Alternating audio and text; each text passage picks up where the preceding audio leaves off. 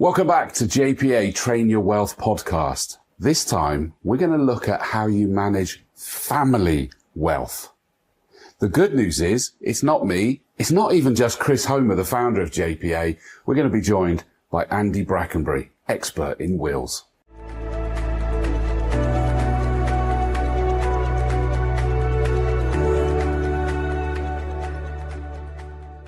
So welcome back. As I've already said, I've got a motley crew here. Obviously, welcome back, Chris. Yeah, again. I was about to say, No. Wasn't going to do it after the first one. No. Third time back. I know. Third and that's it, maybe? No. No, okay. You know you can't resist. But we're joined by a business partner of yours, Yes. in some ways, the right way to say it, Andy Brackenbury. If you want to introduce Andy more. Yeah, so. absolutely. I've met Andy quite a while back now, and understanding what he does in his world, the benefits that it's done to his clients, and the importance of understanding not just the finance side, the bit that comes before. And me and Andy joke about it, but it is really true. What Andy does is the foundations of the financial advice. If we don't get that bit right, if we don't protect the assets in the right way, and if we don't know who you want to pass your assets to on death, we can do the best planning in the world, but it's going to crumble. It's going to come unstuck. Yeah. Which, Yes. I know, Andy, it's so good to have you here, mate. Really good to see you. Welcome to the studio. Thank you. From Sampson Lyon Legal Services. Yes. That's the one. And, you know, we've caught up in various networking events, and you're very passionate about, I was about to say passionate about wills. Let me correct that. You're passionate about people getting them right. Yes. Many years ago, 1989, I drafted my first will. Wow. And it was on the back of doing the financial advisory job that Chris does. And they had the most appalling will. And because of that, they lost many thousands of pounds. And that stuck with me now for all those years. But because I think we were sort of touching on it a little bit before we hit record. And it is the fact that you can think you've got everything in order, which I'm guessing is what you're referring to. But then there's this legal element with the wills and what have you that suddenly says, it ain't going that way. Yeah. You're right. I think there's another side of it. Whereas many people have two advisors. They have their own estate planning advisor and they have their own financial advisor. Most of the times they don't even know each other. So the advice they give conflicts each other. Right. And quite often, not deliberately, but the clients end up out of pocket because the advisors have not spoken. Yeah, which doesn't make sense at all. And I mean, we're going to go into a little bit more detail. I mean, and I will openly say is that if it creates questions, please get in touch with either of these guys. Is that you two very much work together. You're explaining that you will then do the will before you then do the investing. Is that the best way to sum it up? Yeah, absolutely. Because as Andy's just said, if I don't know how the clients want it set up on death, who they want it to pass to, and they haven't got all those documents in place, we can set things up that contradict their wishes or end up money being taxed or going to the wrong people on death and not having that control. Yeah. And that's the big key. We talk about protecting assets and still clients having control on who, when, where benefits from their money and their wealth. Which therefore this has given you what you are very passionate about is those two sides. Yep. Talking and working together. Definitely.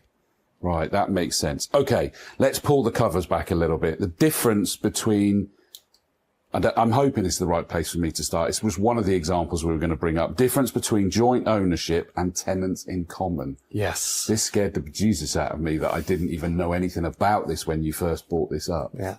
And it's quite a simple philosophy, is that if you own something solely or individually, that passes in your will.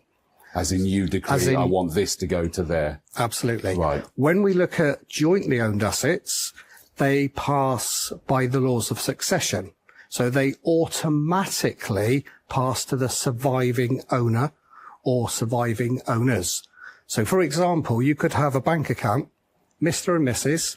Mr. dies, the money automatically goes to Mrs. Yeah. So if in the will it said I give the proceeds of my bank account to my son, it doesn't happen because it automatically passes to the survivor. Okay. I mean, a bank account, I would imagine that's the correct thing to do, I'm assuming, but you were using an example of a house as well. That, I mean, we are talking that you're running the risk that if you become estranged, you're bound by that succession rather than... Well, you can undo that, but it's, I think the way to view it is that on death, the survivor then owns an enormous asset. Of course. And it's that enormous asset that's at risk of being taken by all the financial threats that we face these days.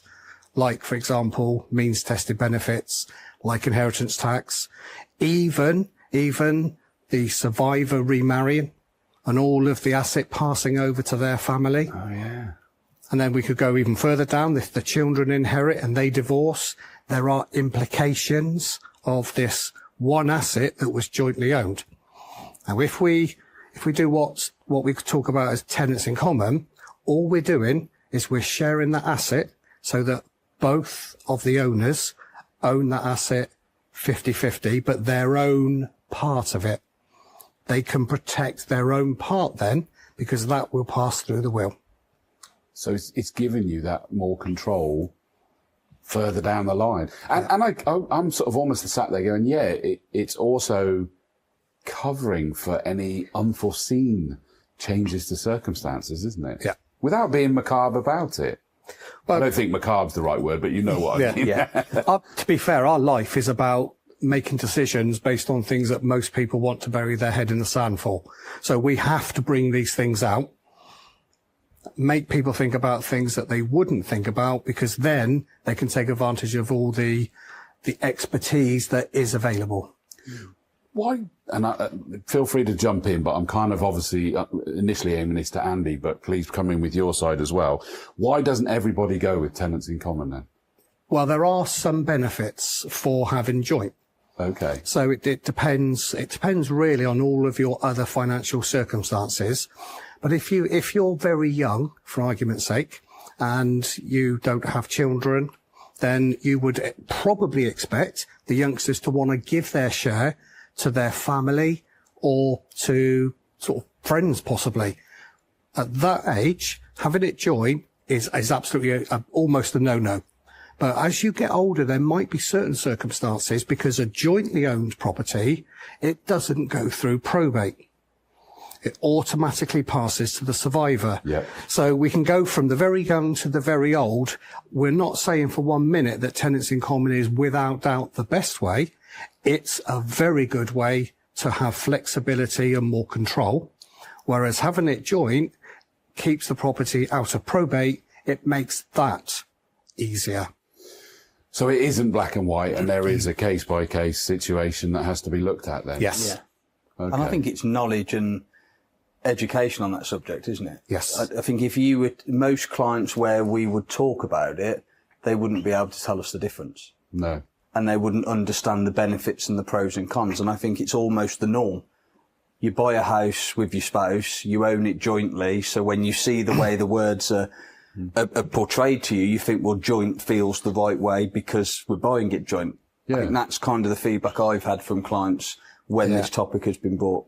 Because mortgage advisors don't tend to bring up the second one, the tenants in common, do they? It is changing. Is it? So mortgage advisors don't actually get involved in the decision-making process. But what happens is when the lawyer sends that initial pack to the clients, it asks them, do you want this to be owned jointly or tenants in common? There's a little description of what they both mean. But I'd probably say, from my own experience, more than 95% of people are buying the house together, and without even reading, they tick the joint. I think what you just said is that they couldn't tell the difference. And I would say I'm pretty sure I'll have been guilty of that. So I'm just going, well, me and my wife are buying this together. Yeah. And the word tenants doesn't really lead you down the right path either. Yeah. And I think probably in my head, here's a naivety check, is that I'd kind of go, tenants, yes, that in common. I'm like going, oh no, we're married now. That to me almost is like, oh, if we were just living together and we're not married yet, that's the one I would tick there. But no, we're married. So there is a naivety, I guess it is. Definitely, yeah. Wow. Okay. So there's considerations and conversations about that side of thing. Fair enough. Standard will or a trust will? Hey, I feel like I'm giving you this one or that one. Yeah. And in some cases, there's a mix of both. Oh. So the easy way to describe this is a standard will with no trusts passes the assets to the beneficiaries absolutely. And what absolutely means, it belongs to them. So, for example, Chris, I die. I give you £5 to you absolutely. You owe Chris £5. So he comes along and he takes that £5 from you because it's yours. Right. The alternative, I die. I give you £5 in a trust. It passes over to you. Chris comes along and you say, Yeah. it belongs to the trust, not to you. Okay. And within somebody's circumstances, they might want some money to pass absolutely, maybe to grandchildren or something, and most likely the property or larger investments to pass over to spouse or children in trust. Obviously, my job is to look stupid in these things, and I do it so well. Took the words out of my mouth. Why would I want it in trust? I mean, I get what you've just said is that Chris can't get hold of it, but why would I want to put something in trust? So for me, this comes back to where you mentioned about that bank account. And so in a joint bank account, you presume that the surviving spouse, that's what you would want. Mm. A lot of time we have to think about worst case scenario. So somebody could die young. They've got a joint bank account. That half of that money has gone to their spouse. That spouse remarries. Another joint bank account. She dies or he dies first. It's then all of a sudden your bloodline has just been disinherited with all the money. Wow, okay. That trust bit, because the surviving spouse in that example, it's not your money, it's trust money, that is protected for the bloodline. Oh, okay. How do you get anything out of the trust? Again, I'm sure it's a stupid question. How does anything come out of the trust? So a lot of our clients, they all ask that question because you say trust and you've put this protective wrap on it and you've almost locked it away. People think, well, how do I get at it? It's exactly the same as if it was in your own bank account, your own investment. The difference being is rather than the bank account saying your name, the bank account says the trust's name. Right. Rather than your investment being invested personally, it's the trust that's investing on behalf of that money. So the physical access is exactly the same as if it was your personal money. But it doesn't pass on to new partner and whatever. It is deliberately kept to that bloodline. Yeah. Okay. There is another train of thought, Chris, is if we look at the people that need help in society the most, minors, vulnerable people, disabled people.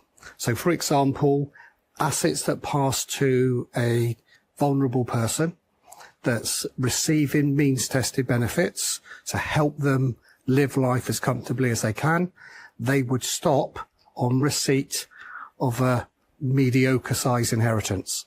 So if those assets pass in a trust, they don't necessarily stop the means-tested benefits. It gives the recipient a little bit more protection. Yeah. Okay. Including, am I right in saying it also gives protection of when it can become available? Or is that something different? I'm talking about minors, for example. Yeah.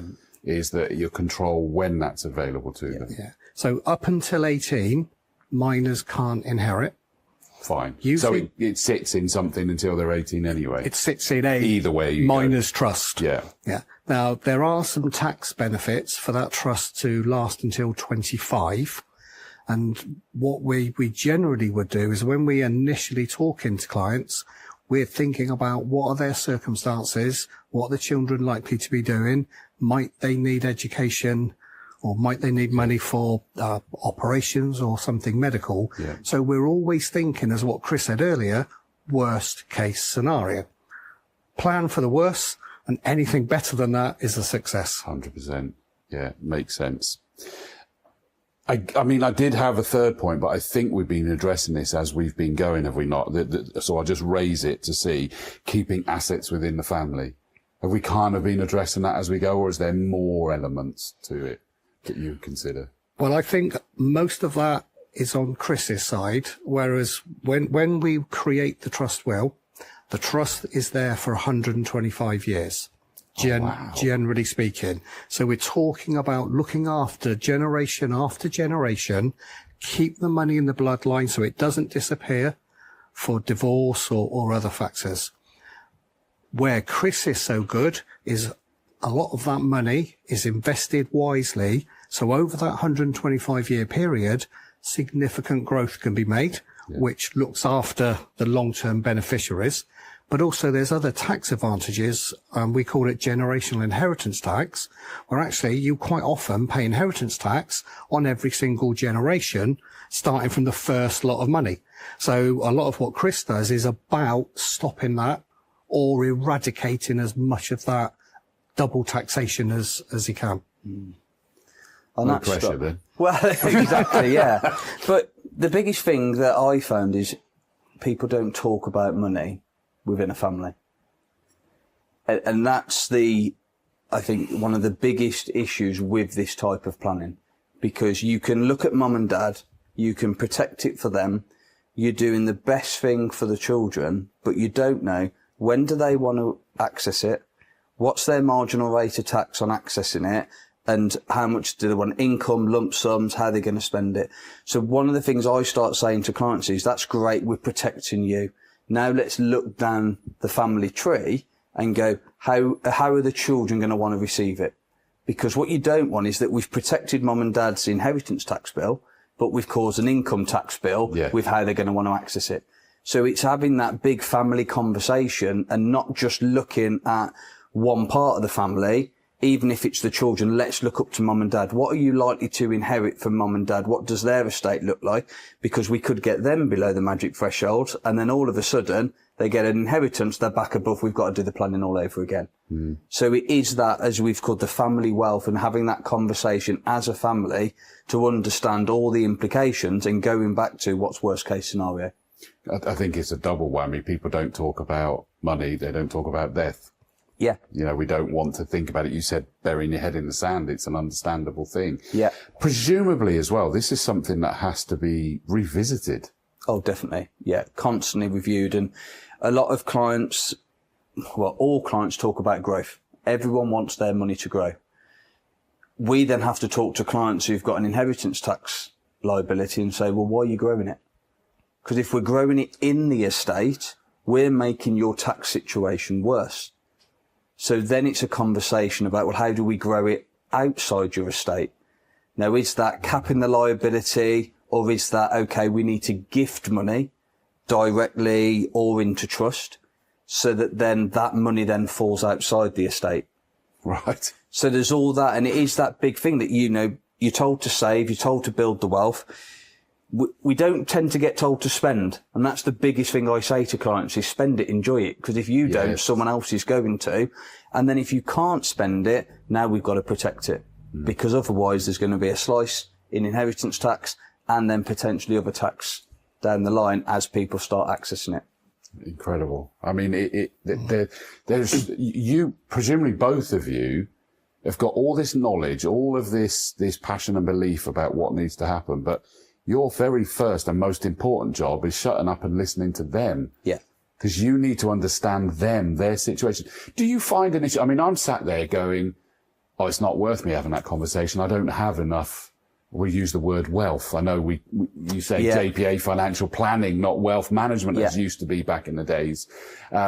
Because people go, oh, I don't have wealth. I just about get by.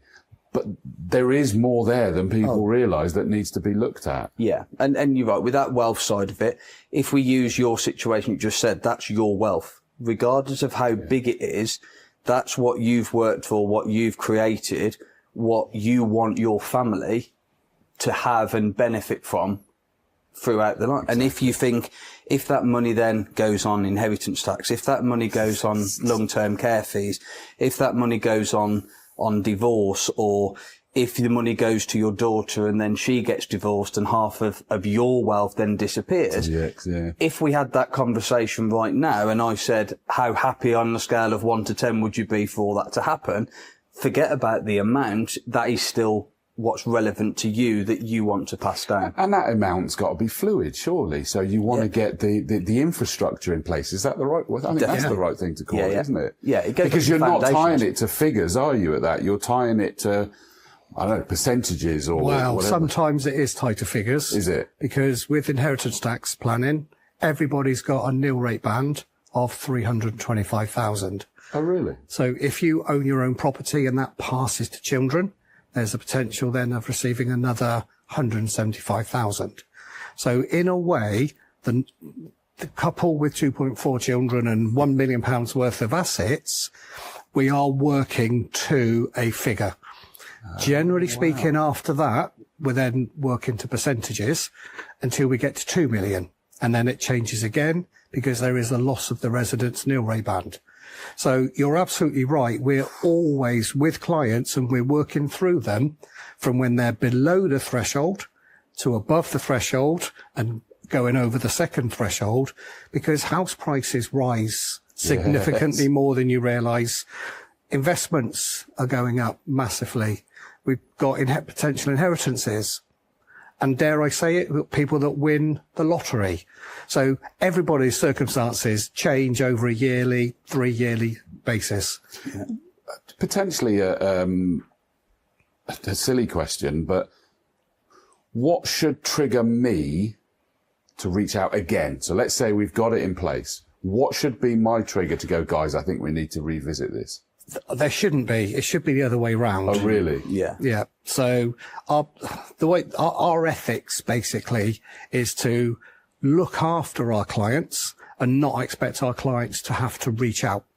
But something might happen that's unusual, like you win the lottery or you have a massive inheritance that changes the way that your estate would be made up. And at that time, I would say yes. And presumably things such as have another child. Is that a trigger to reach out? Because then suddenly the potential for the will side and updating it, depending on how it's drafted. Yeah. So that goes back to the wills, whereas you might, let's say you have one child, so you leave everything to your spouse, and then on the second death, it goes to your daughter. Yeah. You name the daughter. And then when you have a second one, unless you change your will, there's potential problems. There are ways to overcome that, but just on paper, you don't potentially want to just name a child. So you could say, my children, which then gives you the potential to have 4 children without changing the will. Okay. So there's an individually named, or there's a class. So you could say my children, my grandchildren, my nieces and nephews, my friends. Now that's a bit ambiguous, so that's not something that I would recommend. No. The dog's charity or whatever, things like that. Yeah, I get you. Wow, I mean, there really is an awful lot to think about. This is not something that you should be just doing online and go, God, tick a box, I've got my will done. Yeah, no, absolutely. And the biggest change from our side is pensions forming part of people's estates. And from April next year, we've done all the inheritance tax planning based on legislation as it is now. We're working with clients now about what's the potential impact of your pension value forming part of your estate. And those limits that Andy's mentioned, pensions are going to take people that don't have an inheritance tax liability to now have one.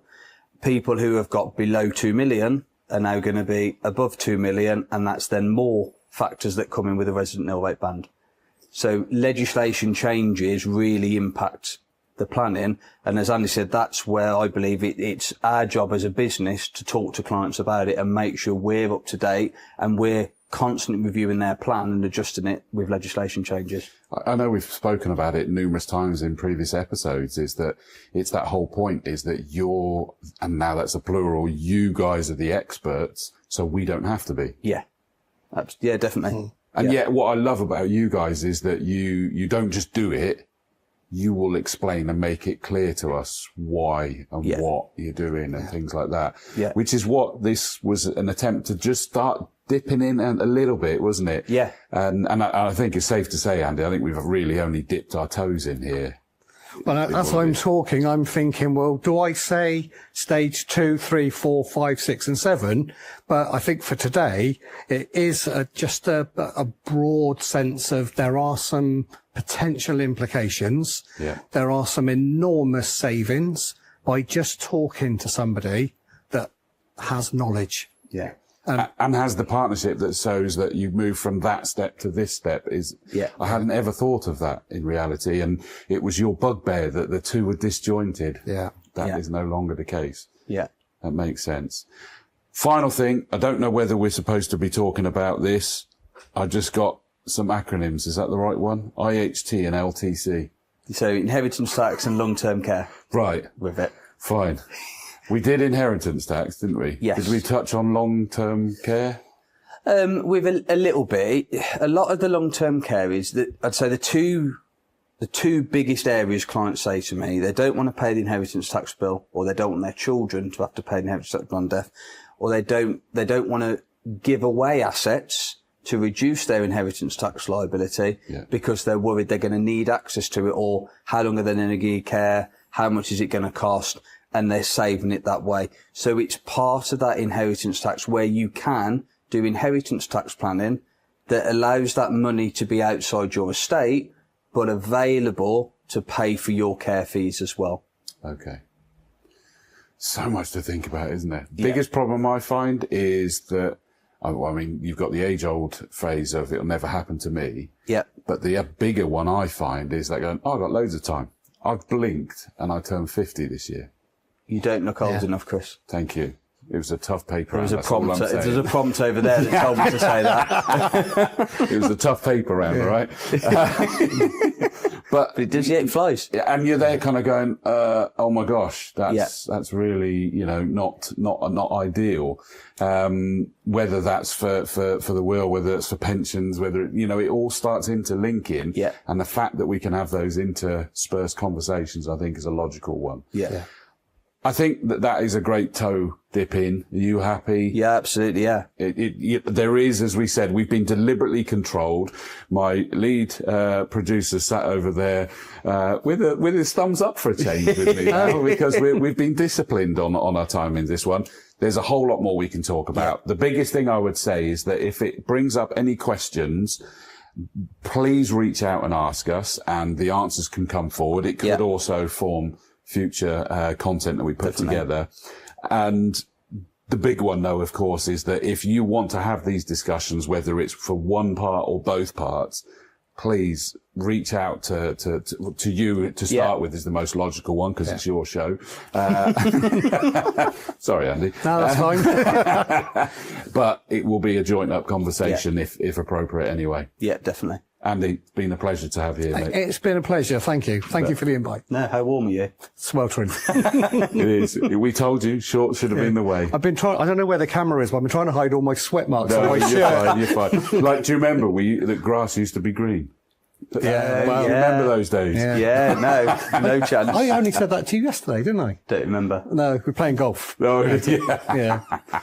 Guys, thank you so much. Thank you for joining us. I hope that's been useful. Give you a little bit of an insight into it. Reach out and they'll be able to help you even more. We'll see you next time for JPA Train Your Wealth.